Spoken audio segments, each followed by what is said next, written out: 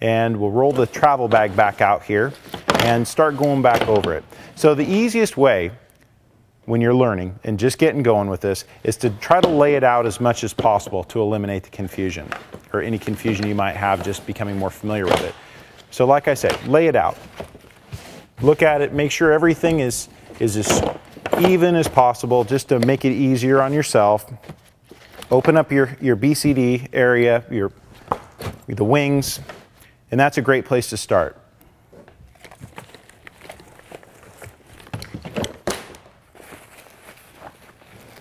Okay.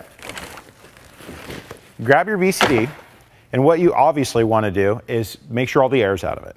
The other thing is don't forget your dive knife. Make sure it's not in there because you'll get caught every time going through the x-ray, and then you're probably just asking for a little bit of extra attention. So anyway, make sure there's no dive knife in your BCD. Take everything out of it. If you've got integrated weights that pop out, just take those and find another creative place to put them inside. There's a lot of little nooks and crannies and places that you can tuck things in the bag or in the turtle pack or in the spider bag. So what we're going to do is we're going to take the BCD and we're going to just lay it in. Now, the way I suggest and the way that works for everybody on our staff and for us is to take where the tank goes in the back of the BCD and put that towards the back of the bag. So you put that down and lay it and head up or head away from you. And then just start looking at how the bag naturally will lay. So this Eagle Ranger wants to lay pretty flat. We'll roll the cummerbunds in a little bit and then lay it in layer at a time. And it just kind of folds right in on itself. Wonderful BCD. Okay, so it compresses nicely, and like I say, the wings are completely deflated. There's not an ounce of air in here. You obviously would run into some problems if you didn't completely deflate your bag. Now, on the wings, they're fully adjustable. So start off a little bit loose and just make the connections. Just get them connected, and then we'll compress it here in just a second when we get everything a little bit closer so you're not fighting the bag as you go. So we'll get the adjustment all the way out, make the connections.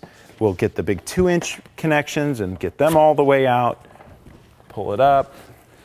Make sure your inflator is tucked down in because we don't want anything to pop out while we've got the bag on our back. Okay, get everything snug down. Now, with the 2-inch buckle, just snug it. You don't have to really pull on this. It's not going to really compress the BCD anymore. The key is the smaller buckles, the smaller 1-inch buckles, the 3 down here on the sides. Now, put your index finger inside and just help it. You don't want to enter any kind of a strength contest with your gear because you'll probably win, but you just want to compress it down and use common sense on what feels right or not. You just want to pull it down. Everything will start sucking up, and it's just kind of a natural thing, the way everything starts incrementally compressing. Now that your BCD is securely in your travel bag, let's move over and put some of the soft goods in. Now, keep in mind, when you start loading up the mesh compartment, that you want to get it evenly, the back part of it evenly in there, because that's what's going to be your backpack portion. So you really want to pay attention to how you put it in. You don't want to have a big lump or the heel of your boot right in the middle of your back because you don't want to start repacking this thing. So like I say, the first couple times you put this together, you may kind of evolve the procedure and how you put this all together, but just start off with that in mind. So what we'll do is we'll grab the wetsuit here. Now, what I suggest is to try to keep the zipper towards, away from the backpack part, because you don't need to feel that. So I'll just take my wetsuit, and like I said, this is a 3 mil full wetsuit, and I'll just take it and I'll fold it up more, just kind of a square that it's going to fit into this pocket fairly easily. And then I'll just work it in evenly. Make sure you fill all 4 corners of the bag so that you don't get kind of a blank spot or a hole when you start trying to compress the bag, or it starts compressing funny because you've got one area stuffed more than another. So you don't have to take a bunch of time getting it in there. You just kind of cram it in there, but keep that back portion flat, because that's really going to serve you later when you start putting it on your back and you don't want a big lump in your back. Now I'll reach over and grab my boots, the bag, and set of gloves. I've found with my gear configuration, this is the best combination of pieces to put in this. And I'll keep my little mesh bag that came with my, my booties, just in case I want to hang them off the balcony or something at the hotel when I'm trying to dry out my gear. So slide the boots in, slide my empty bag in, throw the gloves in there. And like I say, just kind of evenly distribute things so that when you start compressing, you don't run into lumpiness problems. And just use common sense. You'll go ahead and keep everything away from the zipper, start zipping it up. Make sure everything is nice and settled and evenly distributed inside the mesh bag, and you're good to go with that. Now, we'll go straight to the fin caddy. I'll grab that.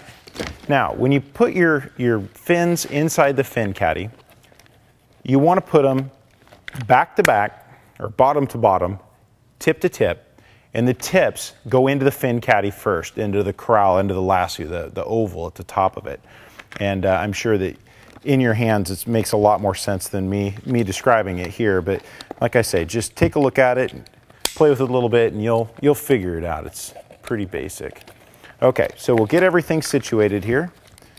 I like to keep the shoulder strap for the fin caddy in the turtle pack or somewhere else, maybe even in the mesh here, just so that I don't want to take a chance of it falling out, working its way out when I've got it on my back and having something trailing along. So I'll keep that someplace else. We'll grab our handle strap, which is definitely handy to have affixed to the fin caddy when you're traveling, just for the ease of deployment. In case TSA wants to see it, you can just grab it and pull it out, and it's no problem. Now, as you put the fin caddy into its area here in the travel bag, every configuration is unique. You're going to have to, everybody's got different way that they have their hoses arranged, and some people have computers, some people don't, integrated air. Whatever your situation is, you're just going to have to figure out exactly how things are going to nest in here with all these lumpy, chunky pieces, and with the main premise to protect the life support. Okay, so what we're going to do is we're going to take the tip of the fins and we're going to put it into the little triangle pocket here at the bottom. So we'll kind of get the life support out of the way here, and we'll just slide it right in here. Tuck the handle out of the way, and we'll slide it in, good and firm, fin tips all the way down to the bottom of the triangle.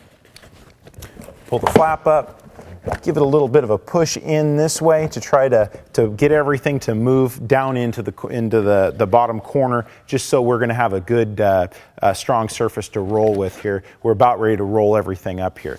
So we'll situate and nest all the life support, and like I say, you'll find your own happy space, if you will, for all your gear. You can cheat the fins to the side a little bit towards the edge if you need to create a little bit of space in the middle, no problem. Whatever works for you. You just want to make sure that when you roll it, you don't have a hard piece like a computer or something sticking out the side, and it makes it lumpy and hard to compress, but you'll figure that out. Every situation is unique. So we'll go ahead, take the adjustment out of the 2-inch buckle here, and we'll clip it up, and we'll give this a little bit more of a firm tug because we've got more rigid pieces in here.